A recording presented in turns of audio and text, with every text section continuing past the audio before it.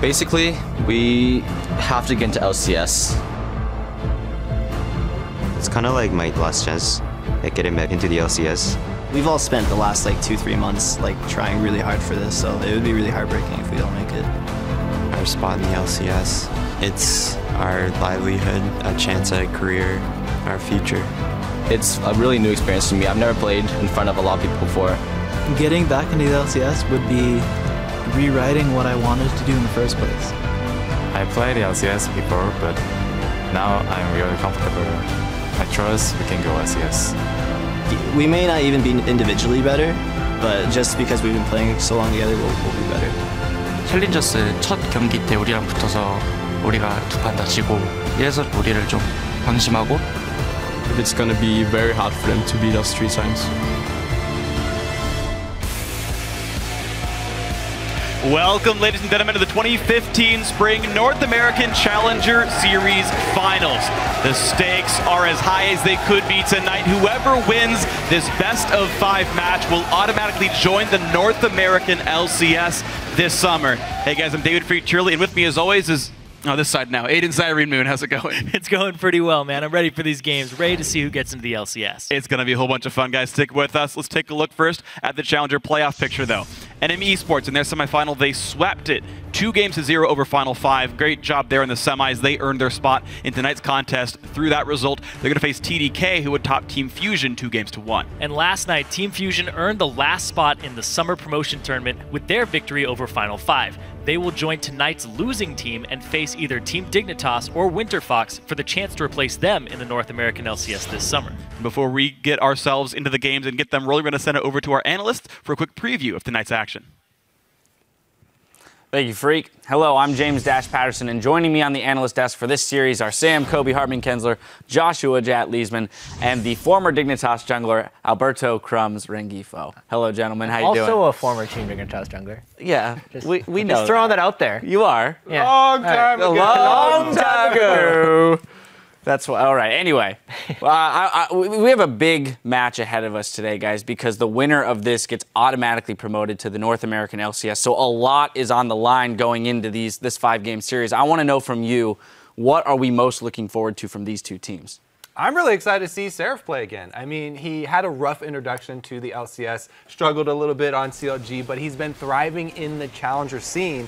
And, you know, even though he's been playing a lot of Kennen and Nidalee and carrying for his team, I'd like to see him adapt to the TP Smite meta for top laners, because this is still 5.6. You can get Cinderhulk on a solo lane tank, and it is incredibly strong. He can make up for some of those Shyvana games that he had on CLG and crush here to get back in the LCS. Yeah, we need the new meta really allows for a lot of pressure to come out of the top lane, and whoever is the better top laner will be able to exert so much pressure on the team and really ease up the entire map for the rest of the team. So I think that both these top laners will adapt to it and play this same style, and it's going to be a matter of who can adapt better to this and play the counter matchup of the TP Smite. Yeah. I mean, and us as junglers, we're the first ones to feel that. When a top laner with TP Smite gets ahead, we all know it. It's all we have to talk about. But honestly, FLICKR is the #1 player on the NA solo queue ladder right now. And typically, to me, when I see a high-ranked solo queue player, that's their ability to adapt quickly to things a lot of the time, or just play whatever's meta. Maybe they can't switch off fast enough, because whenever you're #1,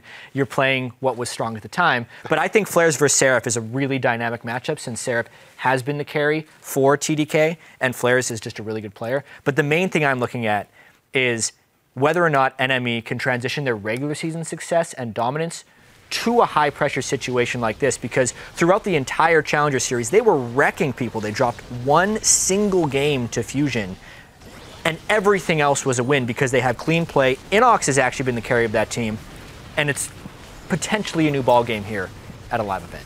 All right, so there's going to be a lot of focus there on the top laners, as we've pointed out. Crumbs, what about you? Other positions within these teams that might have a big effect on this series? Well, both top laners seem to do pretty well on their own, but it always comes down to when their jungler helps them out. Trashy likes to help FLICKR a lot, and same goes with Kez. And the matchup with the dynamic of the TP Smite is going to come down to who has the better 2v2 in the top laner, because it's weak in the early game. Who can have, you know, the strong jungle matchup, the strong top lane matchup, and then transition that into a mid-game snowball for their laners. So the jungle and the top lane matchup, I think, is what's going to dictate this game in the early and late game, but the mid game is definitely going to be for the mid lane.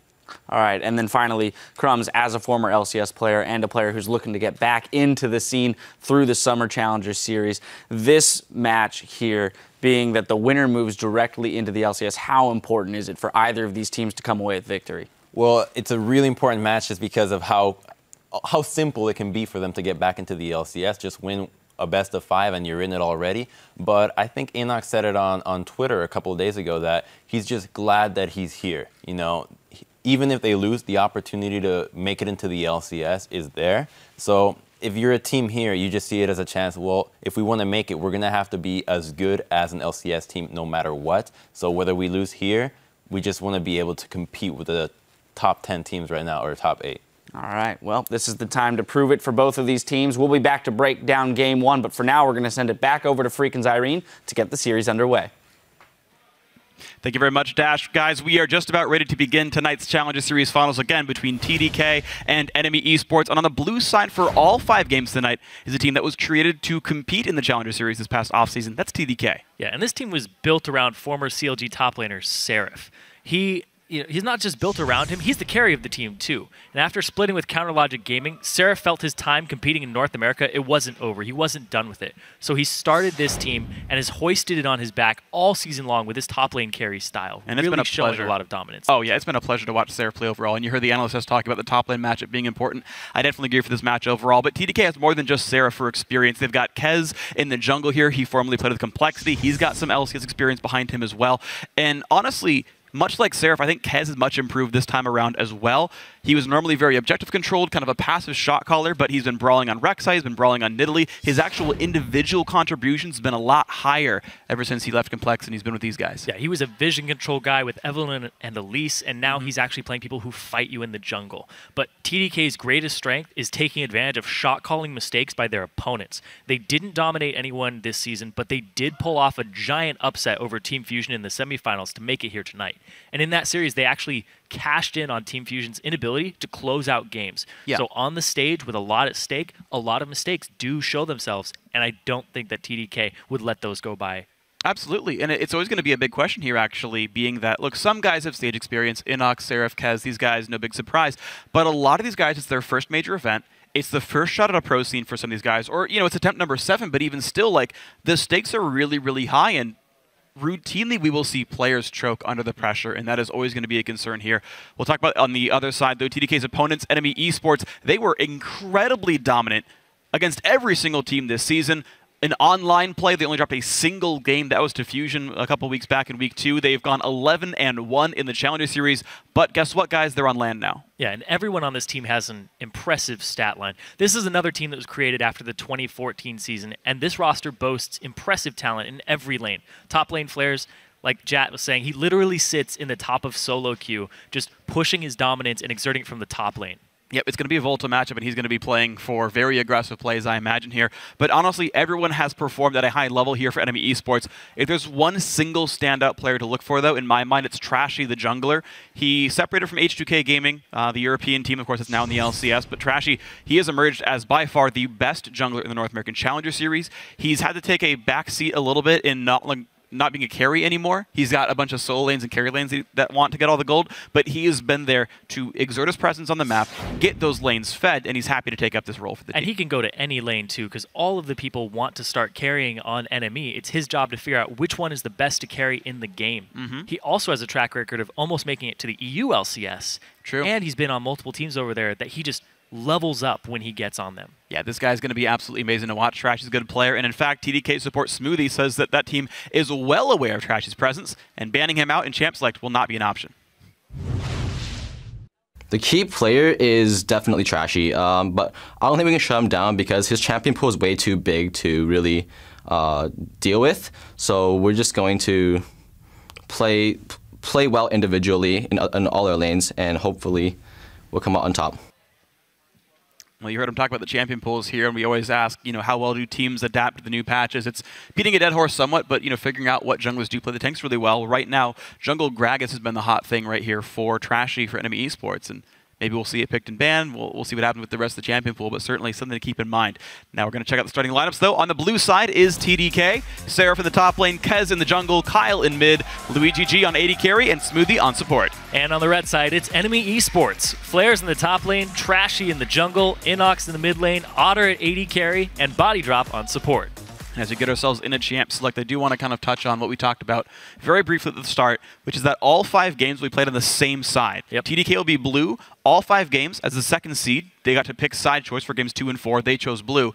Enemy Esports got to choose for games 1, 3, and 5 and chose red. Yep. So both these teams got the sides they wanted for all 5 games, and I want to see whose pregame prep was actually better for this, because you would expect both teams have won here, so one of them really did. Yeah, both of them kind of got exactly what they wanted all 5 games. But here's the thing, is TDK kind of threw Enemy for a loop here, because TDK in their semis picked red every single game. They wanted to counterpick for Seraph. Now they're looking for strong lanes to win the laning phase. And right off the bat, you can see first pick Nidalee comes through. No one is ever going to let Inox get that champion in their lives, and it's going to go most likely to Kez, but also could go to Seraph here as high-impact champions for TDK. We see that Kyle's Jace, by the way, if you haven't been watching Challenger, Kyle's Jace, he's probably the biggest one-trick pony. You never let him get that champion either. We talked about Trashy's Gragas. Inox, by the way, the Kog'Maw ban is against Inox. His AP Cog is very good. I mean, there's so much to talk about here, but... Yeah, you also banned the Morgana, because that's Body Drop's most played. He played that, I believe, 7 games. 7 out of 12? Of Morgana. Maybe 8 out of 12 total. now? Yeah, he played a lot of Morgana throughout the season. Definitely his most dominant support, so they're giving themselves a little bit of an edge in the bottom lane by banning that out. All right, well, looks like Enemy Esports have plenty of time to choose. TDK, again, the first pick Nidalee does not surprise me. But now Enemy Esports have to worry about the fact that this Nidalee is a flex pick here. It could go to Seraph up against top lane Hecarim. No surprise that Flares picks this champion. But Otter, right off the bat, going for Sivir with all the other AD carries left up, wants the utility for the bot lane here. Well, Enemy also is a very big team-fighting team. That's their edge here, is they've been together for a while, and they've grouped up and really learned how to exert that pressure in team fights. TDK is more lane-focused and split-push with Seraph. Enemy wants to fight them and show that they have that strength over them. No, that's true. That's why these guys were surprised TDK didn't pick red, because TDK were so lane-focused. And of course, we heard Otter talk about that in the video, saying we might not necessarily be better than them individually, but we are better than them as a team. And so a team fight emphasis here for sure. Now, Janna comes through, as well as the Lissandra, which is still more flex picks here. I still don't know if that's Seraph playing it. You don't know a single thing here from TDK. Well, support Janna. Yeah, you know that it's support Janna, but you don't know any of the solo lanes. It could be Nidalee to top or jungle, or it could be the Lissandra to top or mid. So there's a whole bunch of question marks here, and Enemy aren't getting any answers. Well, they've already blind picked the top laner. They can add their support here. They know. I think Annie's actually very, very good against Janna. Any engaged champion that doesn't engage with their body, I think, is good against Janna here. So already the Annie is locked in. Of course, we have seen mid Annie played before. Huhi from Fusion played it 2 games yesterday. So theoretically, a switch available here for Inox if he wants it. And there's the Zac picked up for Trashy. So Annie a flex. 3 champions for sure locked in where we know where they're going. A lot of engaged potential on Enemy Esports. They want to get in there and they want to start these fights. They don't want to give Seraph opportunities to split push regardless of what champion he takes. And it is going to be the Shyvana to the top lane most likely here with TP Smite. All right, so we asked if TP Smite was going to be a thing. Looks like it is. Seraph gets top lane Shyvana. That means it is jungle Nidalee after all, and mid lane Lissandra.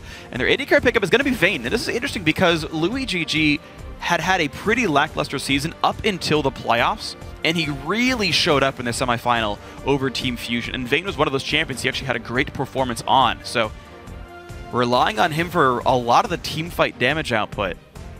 TDK putting a lot of faith in him. And like you said, he had a pretty lackluster season, and I recently learned that he was a sub for Jinair. His name was Lawyer, and when he got subbed in his first game, he actually got MVP of that match with a quadra kill on Graves. So he does come from a pedigree where he can compete at an LCS level. It's true. Once in a while, we'll see if that holds up now for Luigi G. Again, back on the big stage. Enemy Esports now, they know it's mid lane list. They know the entire lineup, the flex picks there or not. And with the team full of hard engage, it looks like the champion is going to be Katarina. So Enemy Esports starting out. Whole lot of team fight here. With a whole lot of team fight. Enemy Esports, Inox really likes this Katarina in the mid lane. This is going to give them a whole bunch of potential for cleanup after the engage. And this team comp, you can get flares rolling, you can shut down Seraph with Trashy, or you can just camp for Inox in the mid lane. He doesn't have a lot of gank assistance, but you can get the roaming kills. Yeah. Well, the question is, though, what happens if Enemy Esports gets behind TDK, relying on their laning phase advantages, and you've got basically no wave clear at all, which can make life difficult if Enemy get behind. So I got to talk to Trashy briefly before the game started, and I was like, who do you feel is going to win this match? Who thinks the favorite? Because you think Enemy would be coming in, and he's like, I don't know, it'll be close. Yeah. If we win game 1 and we get a lead in game 2, then we're probably fine. But that's like a whole lot of if statements before the matches really even start here. So you get on the big stage, the question is always going to be who really shows up. TDK living up to their name. They've got the Dragon in the top lane here with Seraph. And the TP smite's going to be fun to watch. So 2 smites better than 1, maybe for objective control. Enemy Esports hoping they get ahead in the laning phase, even though they're relying on team fights. And if they can transition out, then that 5-on-5 will be very scary. Yeah, and what I'm looking at here from TDK is they have a lot of pick potential. They have a lot of split push. And here's the thing is, the disengage from this team. The Janna is very good against the engage comp, but it's just one champion. You're not going to be able to keep everybody out of jumping in on them. You can keep Zach out. I don't know if you can keep Annie out. Either way, guys, all throughout this match, we'll be keeping tabs on who you think is going to earn a spot in the North American LCS tonight. Share your predictions with us on Twitter by tweeting hashtag TDK win or hashtag NME win. We'll check your votes on the Rift in just a few minutes. We are, of course, at LOL Esports. And here we go, guys. Game 1 of the best of 5. Who's going to be the next team in the North American LCS? TDK or Enemy Esports? Well, we're going to find out the answer today for that, for sure, for one of them. And then the other one goes to promo tournament. So they both made it extremely far already. Aiden, we don't know if it's for sure going to be today. If we have 5 hour-and-a-half long games, oh my God, we'll find out tomorrow. Do you remember the European promotion tournament? Yes, I do. It's like a 7-hour BO5. Seraph and Flares. Both, by the way, can do damage in circles around themselves. This is a preview of what's going to be happening this game. Flares is a very dominant top laner. You don't get #1 in solo queue without snowballing the top lane and then going to a different lane and exerting that advantage and pressuring that and spilling it over. So he plays Riven a lot. He plays TP, Ignite, Hecarim top all the time just so he can do that. I'm actually intrigued by Flares and what he's doing right here because he opened up with a flask and nothing else. So this is what you do is you open flask, you go do a camp, and then you back. And then you have all that gold saved up. I believe... Yeah, he's at 130 right now. A camp's worth about 100 if you count ambient gold, which puts him at 230, which is like a rejuvenation bead or something. I see Scions all the time start with no items, so they'll die quickly. Right. And then they go back and they buy the door and shield. They buy or things like that, yeah. But we'll see what he ends up buying here. I do want to talk about Seraph, though. You start with the Ruby Crystal and not anything else because that's going to build into Bomby Cinder and get you that wave clear and get you that extra little boost to get towards the Cinder Hulk faster. You just want to rush the item as soon as possible. And there we go. Seraph is going to start out at the Raptors. You can say small leash from Kyle. Kez will have to solo his camp, and Otter is going to build a freeze down in the bottom lane. So lane swap coming in here. It's going to be interesting to see what this does to Kez's jungle route as a Nidalee, because Nidalees are kind of farm heavy. And if you have somebody else farming your jungle with you, later on, it's not as gold intensive, right? You want to have to gank these lanes, but a Nidalee ganking these lanes, there's ways to avoid her. It's kind of hard to gank a Katarina. There is some leeway into a Hecarim, but overall, it might push the pressure on Kez to make some moves. And we'll see what moves he does make here. Getting ahead in lane would be very nice for TDK. And thinking about scaling overall, though, I mean, we've seen some TP Smite games. What seems to be strong about that is the fact that you have a pretty just big bruiser comp that outscales, oddly enough. TP Smite teams seem to outscale. You're relying on a lot of gold income for the early game to get you through it. And if all you want to do on TDK is farm, which realistically a lot of these champions what they want to do, maybe you don't need to make the early moves after all. TDK looks like they will swap back after realizing that these weren't the lanes everyone wanted here. Otter did the same thing, of course, and they keep swapping back and forth and back and forth. They want the 2-on-2. Yeah. They want the Annie Sivir into the Vayne and the Janna. So it's going to be back and forth swapping here for both teams. And just to retouch on the Hecarim, he went back and bought the cloth armor and potions on top of it. Okay, he could afford it afterwards because I forgot ambient gold starts like 40 seconds before the camps even die, so enough money to do that. Trashy going to get spotted out by Kez. 3 on both. Good dodge. The javelin, but still a lot of damage coming through. Hunt is on as well. Kez will not get any further damage. Trashy, though, going to have to recall. A good early invade by Kez to start things off. And here's the thing is I talked about it'll put some pressure on Kez to make moves, but it also means that he can go hang out in the enemy jungle a lot because he doesn't have anything to farm for himself, right? Shyvana's basically a jungler at this point. Seraph gets to clean up those camps. And even if Seraph pairs up with Kez, Trashy's jungle will be theirs. It's absolutely true. So we'll see if the 2-on-1 can do much here. Louis GG, unfortunately, did he not have Condemn yet? Dragon? He did. He didn't Early Dragon. All right, TDK with 2 smites. They'll both be up around the right time, and this will be Dragon going to TDK as eventually the lane swap turns out with their dual lane bottom. And hey, it's a good way to start this game out. So, small gold lead for TDK. They're up 200 gold. They're also going to be able to knock down this Dragon pretty cleanly. And Kez waits to smite second. He gets the bonus gold. And off we are with Dragon number 1. Of course, pretty easy to tell when Dragon goes down in this game. And they will finally put Seraph in the top lane here. Who, after taking down Dragon, will just TP right on in with 300 gold in the bank.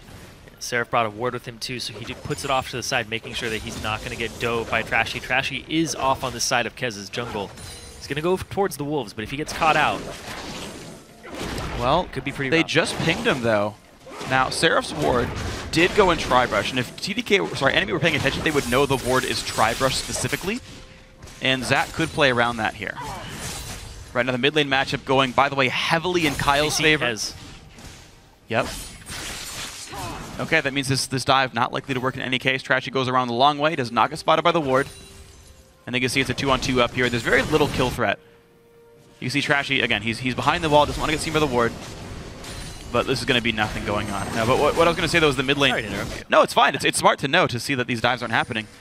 Trashy has gone unrevealed. We'll look for Kyle here. Not going to land the knockup. Nice read in the backside, but Kyle losing a lot of health.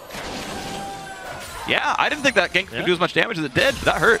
It could have been a lot worse. Kyle went forward instead of backwards. You'd think that he would retreat into it. So not eating that 1 second knockup from Trashy, actually really good for him. Very smart. Yeah, walk forward, send the E backwards, and walk forward even farther.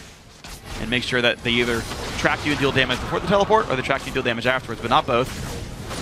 Seraph routinely getting stunned in front of his own turret. It is taking a fair bit of mana out of Otter and Body Drop, but Seraph at 20 minion kills here, doing a pretty darn good job of the 1-on-2. Yeah, both are actually doing a really good job in the 1-on-2. Both FLICKR and Seraph. We talk about the top lane matchup over and over again. They're actually only 80 gold apart from each other, 60 gold apart from each other. That 1 CS despite Seraph getting jungle creeps. Well, jungle camp's kind of worth more. Kez? Nope. Oh! Oh! Ah! What a scumbag. You want to talk about it? No, I don't want to talk about it because I've talked about it too much. I know how that goes. I got yelled at for talking about Phantom Dancing the other day. Did you? Someone on Twitter was like, stop talking about Phantom Dancing. I'm like, it's relevant. I'll talk about it again just because. Nidalee's R is an auto attack reset, so you auto R, auto Q, and that instantly clears the ward. Only green wards, pink wards will live. Oh, well, you don't have to instantly clear pink wards all the time. I'm just saying, bro. Either way, the turret's now starting to get pushed around. Top lane outer is going to fall in. Look at that, right on time. This could even be a freeze for FLICKR if they wanted to. And in fact, they will. Look at that. Takes the wave for another quarter second. Walks into the brush. Double recall. Enemy Esports have a pristine wave for FLICKR. The thing, though, is Seraph has a lot of clearing potential with the Bomby Cinder and having Burnout, so he can just run up to that wave if he wants and clear it really hard and try to make it bounce against the turret. But he will have to kind of muscle his way through FLICKR once he arrives. You can see, though, it's going to be a very different situation for the bot lane. Both lanes actually could be frozen by Enemy Esports, and with these outer turrets gone on both sides, Enemy can really dictate what these waves end up doing. It is worth pointing out, though, that this mid lane matchup is heavily going in Kyle's favor and is, I think, the sole reason for this 500 gold lead of TDK. Yeah, this is where Katarina actually took some nerfs to base stats. And, tries to all in him there. No ignites burned from either of them, so some restraint there. They're waiting for that next cooldown rotation. Both ultimates blown, though. Yeah, next time he gets the EWQ, though, Ignite would kill Kyle here, and NX would survive the matchup, actually. Interestingly, Body Drop going to try to challenge Seraph, who does have Smite, which means if he wants Scuttle, he can get it. They go back to the lane swap situation. FLICKR actually goes in. He's 6. He's 6. It's going to be really scary for Vayne. Flash doesn't get away from it. One more hit. The flash shield from Smoothie. He buys his life back, but in comes Trashy. There's first blood. The ulti comes on in. Kez to rejoin. Misses the javelin. Trashy still wants to battle, but be careful. Nidalee's got plenty of damage. Body Drop coming from the back side. Doesn't hit that javelin either. First blood, and out they go. That was really aggressive by FLICKR. Having Trashy, and we talked about it. Crumbs talked about it on the desk too. It's whoever gets the attention in the top lane. You need that jungle synergy. So Trashy being there for FLICKR, able to pick up LuiGG, and FLICKR knowing to push his level 6 over the Vayne. Yeah. Ninja Tabby for extra movement speed and damage. Longsword now picked up off of... No, not recall yet. Get a longsword the whole time anyway. Yeah, really nicely done. The flash from LuiGG still got him hit by the stun. Or the fear, I should say. Enemy immediately took their bottom lane after getting the turret and moved it into a lane that had another turret for them to knock down for an early gold advantage. So they shove them mid. Inox gets a free farm lane bottom because you can't overextend for this without the fear of getting ganked. I like this choice, actually. Enemy Esports realizing they have to lick their wounds from the mid lane and say, this is not going well for Katarina. Give her the side lane. We very rarely see mid laners swap out to lanes like this. It's normally like, oh, it's a Zed, go split push and create pressure. It's like, no, it's Katarina, go split push and freeze under your own base. He just needs to lick his wounds for a while. But that's going to be a lot of pressure that now TDK can capitalize on. Yeah, you usually don't see it this early at all. Nope. If you see it, it's definitely around those times when you hit an item spike for a split push. But it's just to get Inox past this hump where he's down, doesn't have his Abyssal Scepter just yet, and they give him some free farm in a lane that already had a turret taken. Yeah, I do want to see what ends up happening with Inox for the next few minutes. He did buy a lot of magic resist for his early build, so if he ends up squaring off with LuiGG, no defensive stats to deal with the AD carry. If that matchup ends up happening. TDK, meanwhile, they've actually frozen the top lane for themselves. Vayne going to be getting a fair bit of free farm on the left-hand side of the map. Actually might be slow pushing after all, but either way, you can see the safest of safe lanes given to the big scaling carries on both sides. Katarina on one, Vayne on the other. Kez getting pushed around by FLICKR. Good dodge. Yeah, FLICKR isn't, right now, he's not able to do a whole lot. He doesn't have a lane that's shoved up to him. He's going to have to clear top. So Enemy are going to start this dragon. But there are two smites on TDK. Yeah, but the thing is the mistiming by TDK. They had LuiGG in the top lane who just now recalled. Even though they should know the dragon timer, to me this is actually a bit of a misstep when you've got a clearly stronger mid laner here. In my mind, TDK would win a team fight, but they give Enemy Esports the dragon anyway. It's actually looking at the gold here for the top laner. Seraph is still ahead of FLICKR, even though FLICKR's got that first blood. He has more gold, he has the Cinder Hulk completed, so the Shyvana gets to split push as much as possible, and once he shoves up waves, he can go get the Gromp in the bottom lane. He can go get the Wolves with those smites. So this is really good, and the top lane Shyvana is pretty much online now with the challenging smite. Yep, she's going to have all the combat sets she needs for the early to mid game. Kyle going to get beset, but not found. Nice little slow comes in. And as the game seems to play fairly slowly for the mid game, TDK definitely showing a pretty darn good performance here in their early mid game so far. The Enemy Esports off of that first blood do hold themselves a gold lead. And they're just kind of waiting around right now. LuiGG getting free farm on Vayne I feel like is only a good thing here for TDK. Also keep in mind, there's actually a lot of very good ways of dealing with Katarina. We haven't talked about that yet. But in teamfights, Janna can be permanently on press R for cat duty. Lysandra can do it with her ulti. Shyvana in a pinch can with her ult as well, but you don't really want to save it for that. Yeah. LuiGG also has the threat here. So 4 of the 5 members on this TDK lineup. I feel like it's just going to be clean up there, and they're going to go for the dive on Seraph. Wow, why'd he walk back into the turret? He's certainly going to die for this one. Ignite is on, and Otto's going to get one last auto attack to get the kill. Seraph could have chosen to leave, but went back under the turret. Well, that's what happens when you take a smite. You're not going to get that flash, that extra escape. You're completely reliant on your decision-making and the Dragon's Descent to get out. Dragon's Descent back on the other way, and that's going to be another turret picked up, and a second kill for Enemy Esports, so it looks like a good capitalization from the duo lane here, but TDK making a similar play. Looking at the top lane, there's a 3-on-2 up here. Trashy will not land the knockup though, but there's going to be plenty of damage still to come through. Ultis for both bruisers. They're still shoving this bottom wave down. Trying to get it to bounce off the turret. And it will. It'll clear before Seraph is able to get most of it here, so a bit of time spent. Seraph, interestingly, by the way, actually buying more damage items going towards what I would guess to be Ruin King here on Shyvana. We usually see her build tank from this point, but it's Seraph. It's you're right. This guy builds IE on Nidalee, so yep, he builds what he wants to carry his team. He's really just trying to get himself in a situation where he's not going to be the sole tank. We've seen Seraph in the LCS try to be a sole tank on a team, and it doesn't seem to be his style. He likes damage. He likes to be able to put the team in his backpack and carry them. Yeah, and even though he is 0-1 and the CS looks kind of low, he's only 100, 200 gold behind LuiGG, who's been split pushing on Vayne all game. And also has a turret above him. Right, like, yeah, exactly. Like, there's a lot of extra gold funneled to LuiGG, and yet Seraph is still pretty close in gold right here. Is right now Kyle carrying the burden with his 140 CS.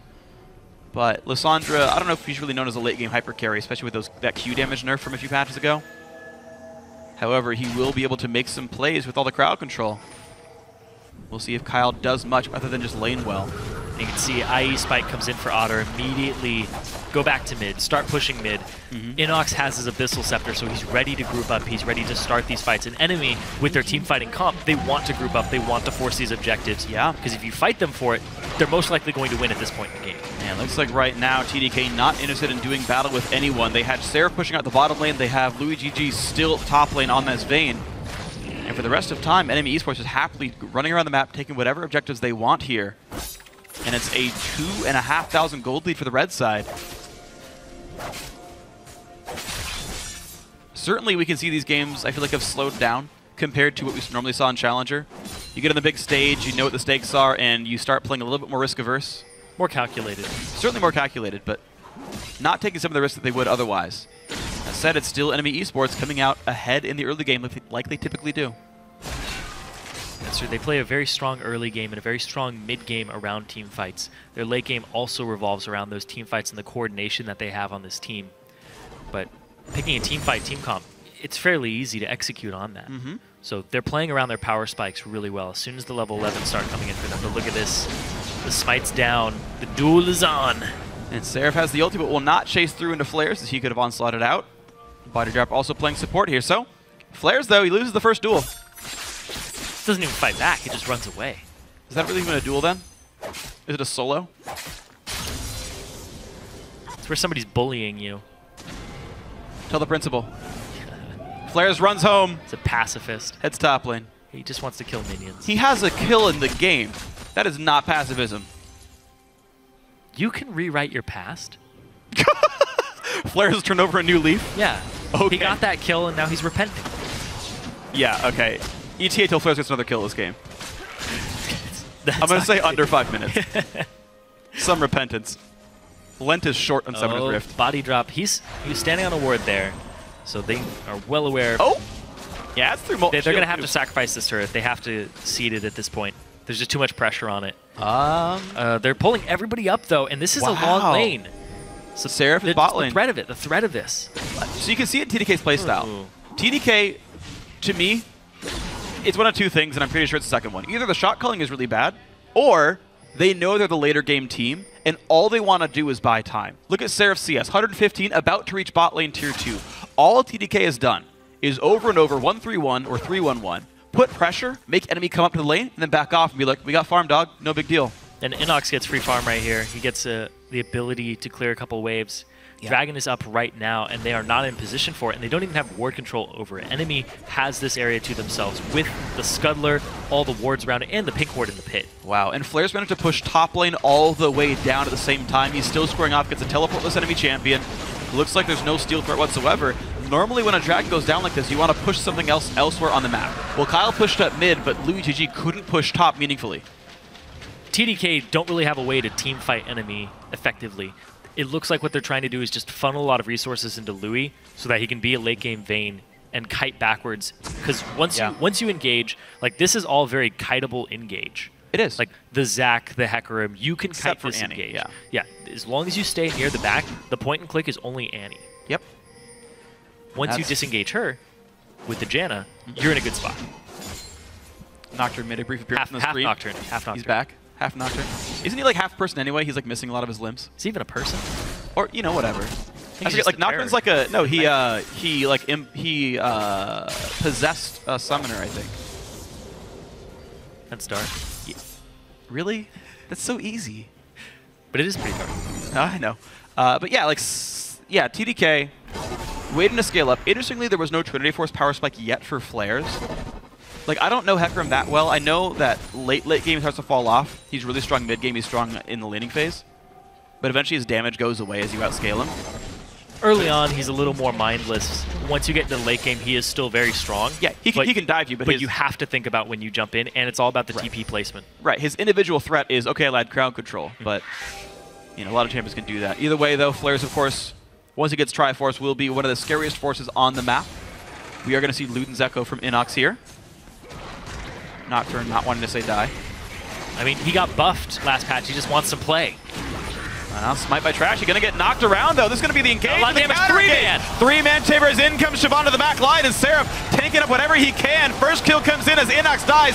Body drop follows, a fitting name for him, but in comes Flares. Ulti in, three-man Fear, but is it gonna be enough damage? That answer is absolutely no. And now Otter getting chased around. TDK pick up a whole lot for this one. 2 kills back, but 5 picked up for TDK. And that's it right there. Enemy has really good power spikes coming out, really good team fight comp, but TDK with the disengage keep them at an arm's length as they play cleanup. Absolutely great team fight here in the first gold lead of the game. TDK could pick up a little bit more off this one. Mid lane outer turret near dead. Looks like patience paid off here, and Seraph goes Blade of the Ruin King. This guy wants to deal some damage. And I absolutely love these 2 champion selects that came out because it's hard engage versus a disengaged kite around comp that once you engage, you have to have a way to continue that engage when Righteous Glories start coming out, if they even do come out this game, because it's really hard to build them. I think Annie will be able to get one, but you don't want to build that item on Zac. You don't build it on Hecarim, right? It could be You can, but it's one of those things you have to be able to continue the engage because the Nidlee's going to kite back, the Janna's going to disengage you. So it's disengage versus hard engage, and I always love watching these types of matchups because it all comes down to the execution and placement of the teams. It's not like a team lost in champion select or anything. Oh, absolutely not. And one thing I think is actually going to be really meaningful here is the stun duration on Annie's passive. Yeah. Because you've got this window while Janna is stunned to do whatever the heck you want, practically, right? Katarina gets a spin, dance around, ulti does a lot of damage. The stun duration does scale up with Annie's levels. Off the top of my head, I think it's around like level 9 or 13 where like she gets an extra quarter second. Those are important levels that will allow body drop to give like an extra quarter second of Inox channel, which is like a couple hundred damage to the whole team. And I think makes a meaningful difference in the fight. Now in this battle, Inox got killed right away, barely have to do anything at all. Even with Abyssal first. And once he gets his Luden's Echo, his upfront burst is going to be very meaningful. He jumped in and didn't play cleanup, he jumped in as initiation in that fight.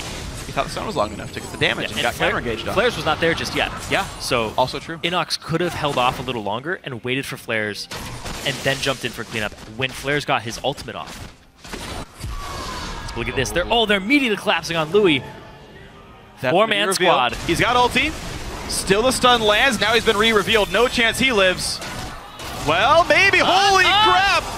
Ignite did enough, but that was a bit scary. Inox gets the kill after all. Gotta respect that Vayne. Louis is no pushover. He's 2-2-2 right now. He was 2-1-2, but he has a lot of farm. He's on a good curve right now on this Vayne. 2 items. Yeah. It's actually a good time to be Vayne right now. Your item spikes have come in pretty nicely. He's also going to be able to buy QSS too.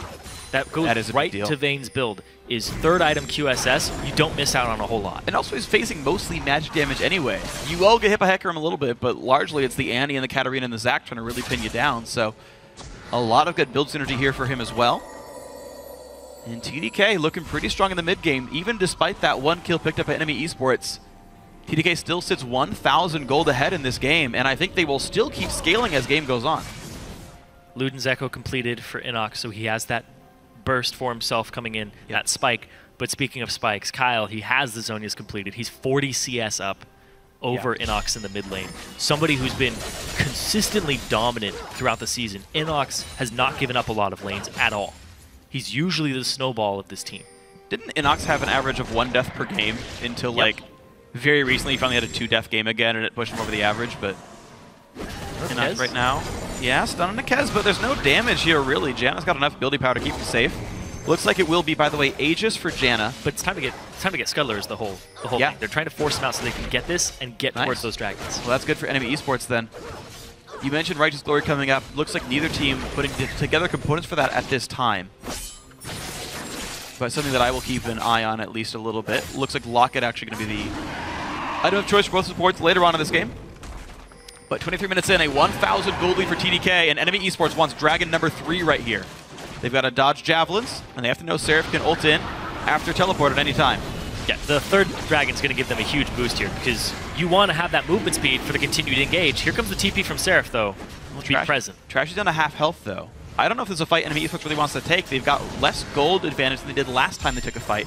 The last one went pretty poorly. Otter going to get some farm here. He's got a while to go till Phantom Dancer.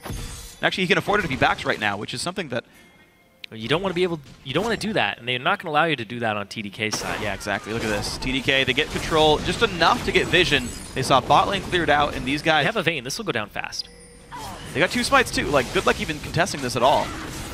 Mid lane getting pushed up by Enemy Esports, but they're still choosing to wait around and maybe defend this Dragon. They're But going it will for not flanks. die. The flash engage comes in. They want it, and there's the hard engage. They pick up Pez. The battle begins. Trashy takes the stun, so that means Inox does whatever the heck he wants, and Seraph will be that 5th and final kill. That was a clean ace for Enemy Esports. The 5-man ace.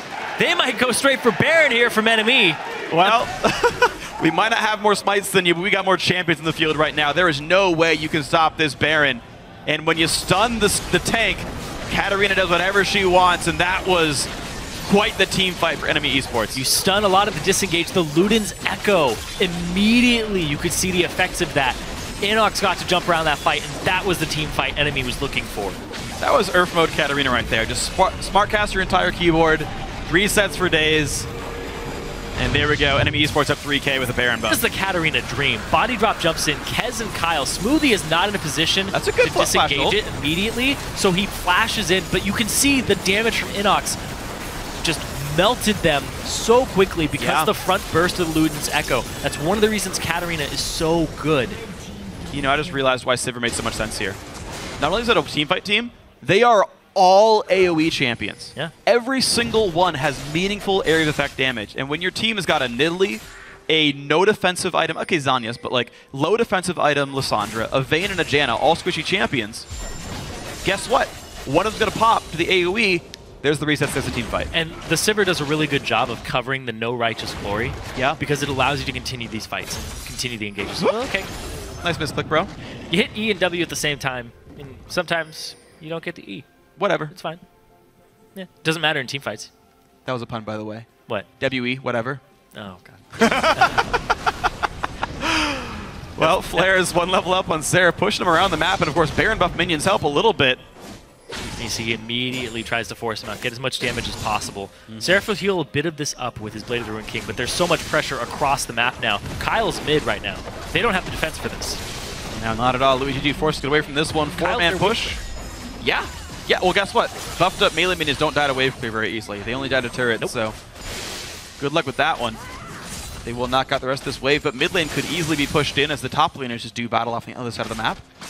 But tier 2 turrets should pretty much always fall under a Baron buff. And with 1 minute left, Enemy Esports should be able to claim at least mid lane, and if they rotate, top lane. This is the pressure that FLICKR likes to exert. You can see the Ignite's down. Wow. Oh, the Ruined King heal! Holy. All right, Seraph's getting a shield right now from that turret. Oh, Smoothie's here. Oh, wow, they're going to kill flares. Oh, no, no, no. Oh, that's easy. I knew it would happen that way. Immediate pop of the ultimate from Otter there to try and get something and force them off this turret. They get a turret for the death of FLICKR. Careful though, it's 4v5. Kyle has no ult, but he could always W, but nothing to be done. All right, so TDK, they get a turret, they lose a they get a kill. They lose a turret, they're probably going to lose anyway. Yeah, TDK don't have a lot of ways to start fights though, is the thing. Is they're waiting for Enemy to start the fights for them. It's Seraph jumping in and Lissandra only really locks one person up or herself and creates a slow zone. There's no real way to just force a fight like Annie does. Not against the Zipper team, no way. A lot of escapes here for Enemy Esports, and they're still dictating the pace after that mid-game lead, and of course with Baron buff it helps as well. Bot lane and Hip turret getting dangerously low, down to below half health.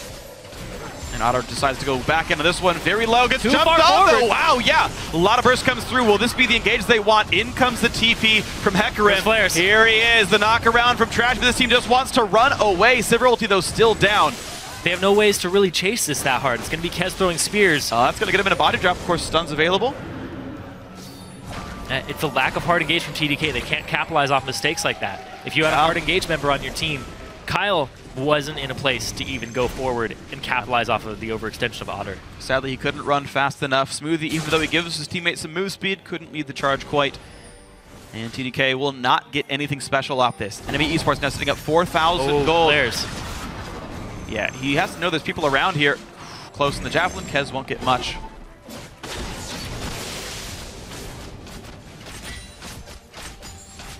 Okay. 4-kill lead, a lot of map pressure here for Enemy Esports. The next dragon to go down is the movement speed one, which is actually quite nice at this stage of the game where rotations start meaning everything. And getting back and forth between these turrets, definitely a big deal for Enemy Esports.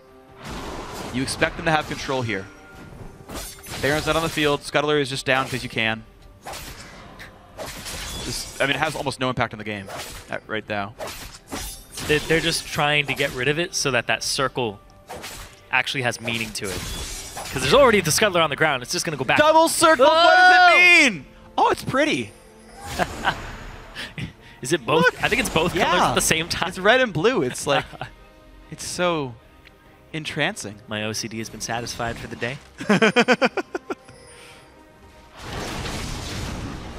FLICKR's ironically not the one with fire powers in this one. Gonna walk away from Seraph. They're immediately gonna start pushing top here with that minion wave. After getting the Scuttler, this minion wave just grouped up.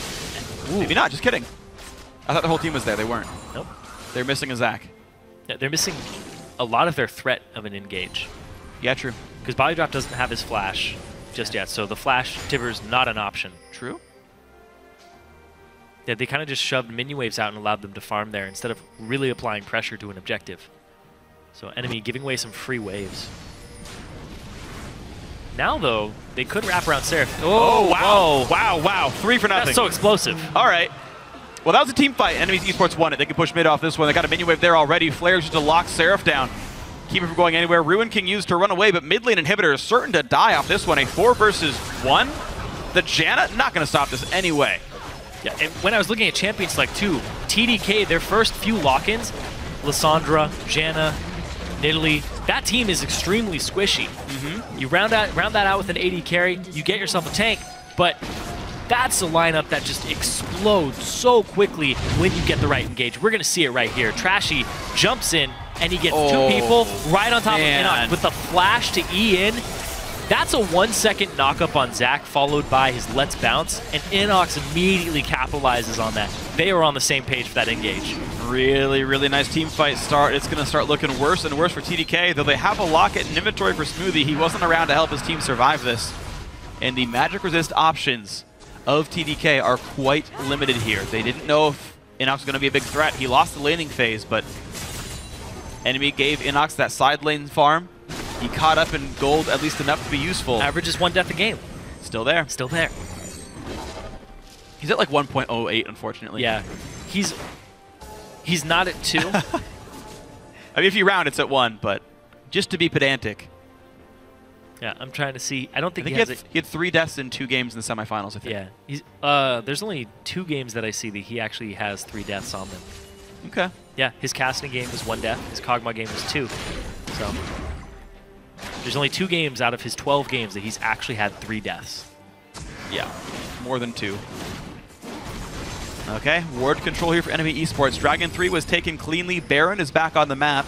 If these guys wanted to push any farther, of course, mid inhib being down and limited wave clear could make life very difficult for TDK. Yeah, you basically strangle them from vision.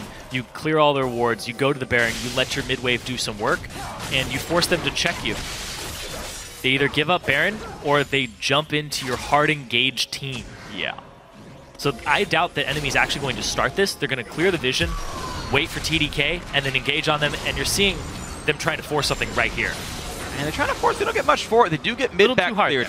They have ward control over Baron, though. Now, they can't Sivir ult to re-engage, but they can just simply walk at Baron and start it up. Mid lane will have to be cleared. And that is a ward right there under their feet. They couldn't quite clear. Still got a hit left on it. Enemy Esports should know about that. There's no way that Death Rush works. Like, they got seen going over there. How do they not know that ward's not dead? They got seen going in there. You hit the ward.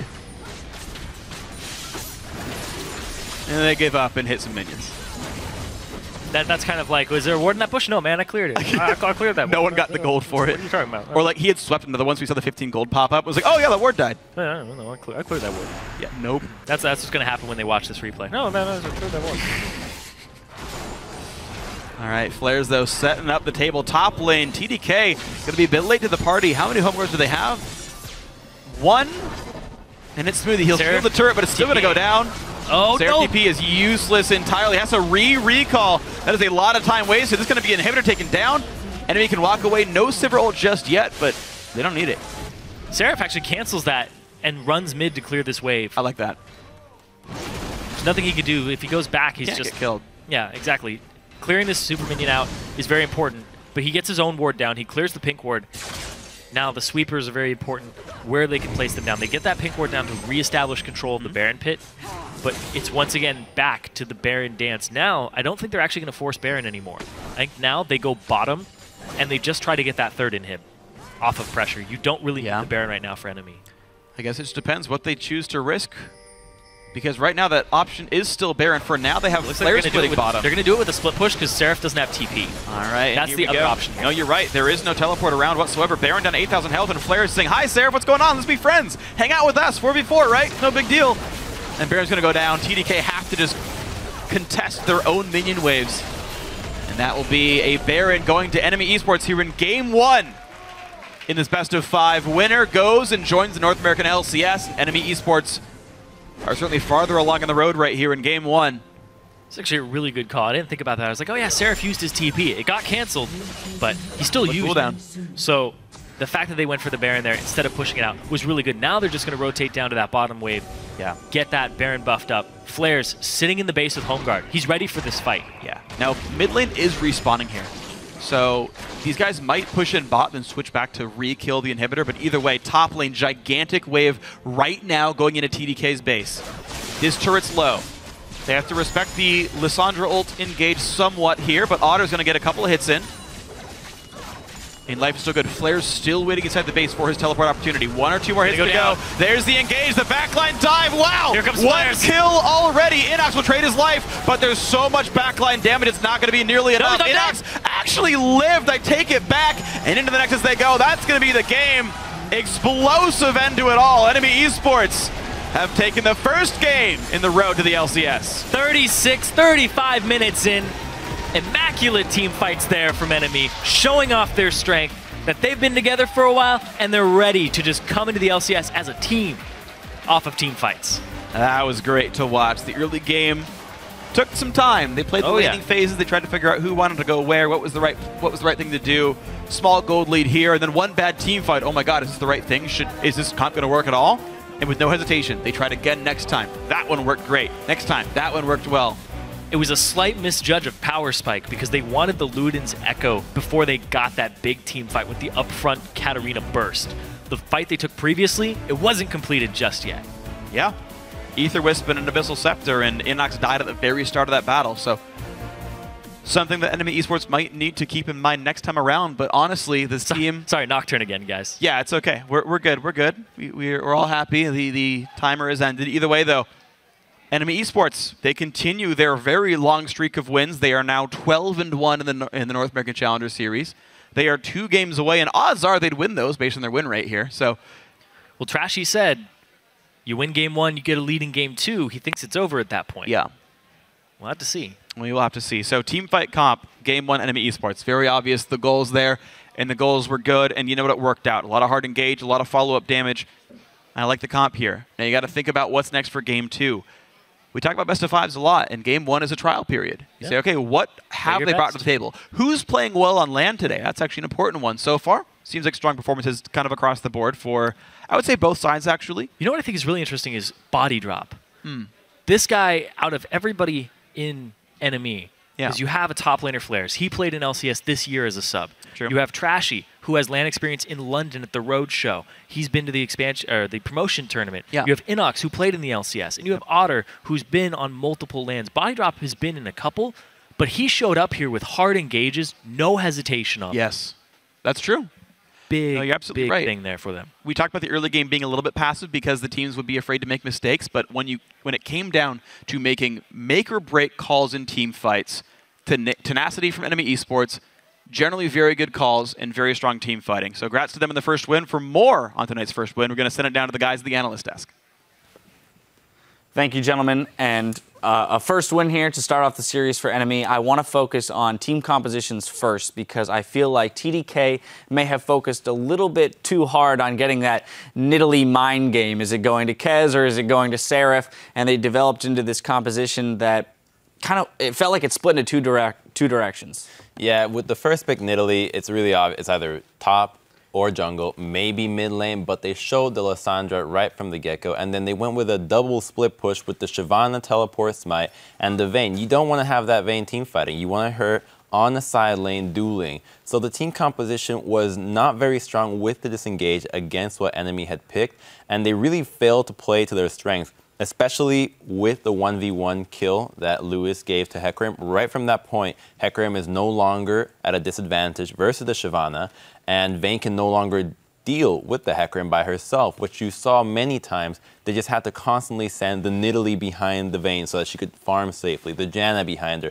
spending so many resources on that while Enemies just taking towers left, right, and center. Yeah, I mean, no matter where the Nidalee goes, it's still a squishy champion that's a reset waiting to happen. She wants to get off poke, but what NME do, they're like, oh, you know what? Let's get long range, hard engage. We have so many options. Oh, we have a Hecarim. Teleport in with home guards. That's a great engage. You know what else? Zac, if we have vision control, he can engage from half a screen away. You know what else we have? Annie rushing distortion boots. So you know what else we have? We keep going. Sivir, ult. Like they had tons of ways to get in. And I kind of to Crumbs' point, there was a very narrow way in which TDK wins this game. They were halfway between an engaged composition with a Lissandra and a disengaged composition with Janna, or just a split push composition, right? But in order for that to win, the Vayne has to be strong, the Shyvana has to be stronger, the Janna has to be completely perfect with the disengages, which wasn't quite there, and it was too narrow of a way to win. Let's take a look at the first replay that we have, which is a fight that goes in TDK's favor. It's a 5-for-2, 19 minutes into the game, and Crumbs, I'm going to let you run away with this one, but it kind of shows exactly how, if they do execute the disengage properly, there is a way for them to take these fights. Exactly. Now, this is a fight that happened around TDK's Wraith side, and you're going to see that TDK uses the Lissandra ult on Zac, thinking that he's out of position. It's not really a good target to use the ulted on. And he flashes in, and right here, Trashy needs to flash, open up with his ultimate, but he tries to get the greedy E and instead only gets the ultimate on Seraph. And now with the botched disengage, they're not able to kill anybody on TDK, just because with this comp, you want to make sure that everybody is CCing at the same time so that the damage dealers can go in. And we see in future fights how they pull that off, and it's beautiful. Yeah, I mean, the main things of this fight with TDK is the Janna did do a proper disengage, and Seraph had a good counter engage. But that was all only possible because of Zac making that small misplay when they're caught up 5v5 like that. Also, yes, it was a great disengage for Janna when the Hecarim finally did come in, but Annie was sitting on a sightstone. She could have dropped a ward closer to the fight, any time prior to that, because the ward that he had to teleport in on Hecarim was actually really far away from the fight, and that's why he got there so late. All right, so we talk about how the fact that TDK can walk away with fights, but they're relying on Enemy making small errors. Let's look at a fight now where they don't do that, and TDK stands no chance at all. We're going 24 minutes into the game. It's a 5-for-0 ace that then results in a Baron buff as well. Yeah, really fast replay, actually, because everybody died incredibly quickly. We were thinking that Seraph was going to save his smite for an engage to hopefully not get jumped on first by NME, but that didn't happen, Kobe. Okay, so let's roll through this. Yeah, so Annie, body drop in there, again with that distortion rush, is the one able to get the jump on this. And we just see that not even a whole second of Annie flash in plus the Katarina flash in for follow-up. And Janna didn't even have enough time to react. That's how perfect Janna has to be in order to disengage this. It has to be as Katarina shun pose in, because Katarina got off her instant cast spell, the W, and the start of her ult channeling, and basically began the resets just off of that. Yeah, the other thing, I like how you guys were mentioning Seraph and the beginning of this fight, because you can see Katarina running down the river. If Shyvana jumps at Katarina, just even at the beginning of that, even if you delay her engage, you can get like half of her life with a challenging smite and a Shyvana ultimate. Because she had the Blade of the Ruined King at the time, so all she needs to do, peel off from the dragon. You're not the jungler. It's not your duty to smite that. But he had smite. He wanted to use it. Use the Blade of the Ruined King on Katarina, force her to react to your presence on her, and force her to use her E in the not optimal manner. But another really bad thing about that fight was Janna was charging up a tornado at some random location that completely whiffed and was completely separate from her team. Her job should be only get Katarina out of this fight, nothing else. So she should be locked on Katarina and making sure that she can never go in, but she was at the completely opposite side and then is forced to flash in to disengage when it's already way too late. Yeah, I think the story is they had to play it so well just because of how many options Enemy had, to engage this. Right, so let's take a look then at this next game coming up. They're on the blue side again. TDK is on the blue side again. They'll be on the blue side for the entire night. So how do they react? How do they pivot here going into Champion Select, knowing that if Enemy so chooses, they can counterpick that top lane, which they so dearly hold on to Seraph being able to carry from? They have to get substantially more value out of their first pick. It makes it difficult to pivot between pick and ban strategies when you're not switching sides the entire series.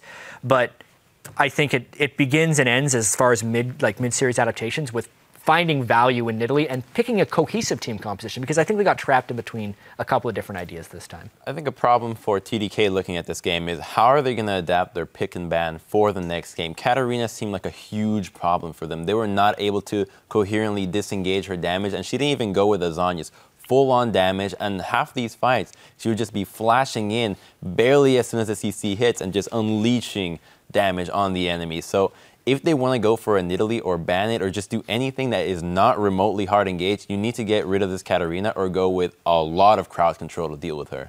I think the picks and the plan of how to execute the team comp are going to be big, but also even just the laning phase. They made several mistakes on both side lanes, so they gave up 2 solo kills before the teams even grouped up for these team fights. So definitely got to concentrate on the first step, laning phase as well. All right, so we'll see if TDK can make the adjustments, give themselves the tools they need to be aggressive, get themselves in a good position through the early game. We are going to step away for a while the teams prepare for our second match between TDK and Enemy Esports. Don't go anywhere. We'll be right back with more of the 2015 Spring Challenger Finals in just a moment.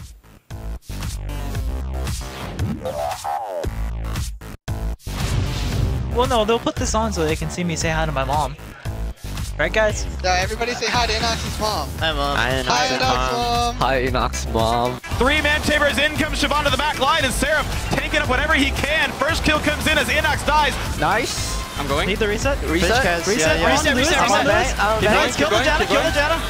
Go back. There's the engage, the backline dive. Wow. Here comes one kill already. Enox will trade his life. Enemy Esports have taken the first game in the road to the LCS.